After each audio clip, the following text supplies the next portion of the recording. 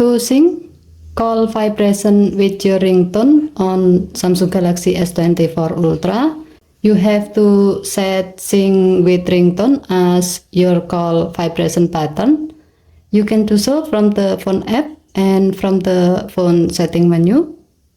First, from the phone app, to do so, open phone app, tap more icon or three vertical dot icon at the top right, and then select setting, tap call alert and ringtone. Under ringtone and keypad tone section, tap call vibration, scroll up the screen, and then select sync with ringtone. When you select this option as your call vibration, your phone will vibrate in sync with your ringtone when you are receiving an incoming call. Second, from the phone setting menu, to do so, swipe down the top of the screen and then tap setting icon.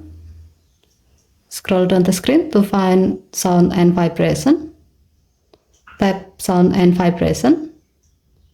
Tap call vibration, scroll up the screen, and then select sync with ringtone.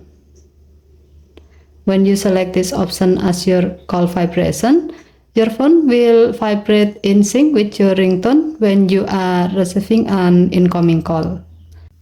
Okay, thank you for watching. Please hit to like and subscribe. Have a nice day.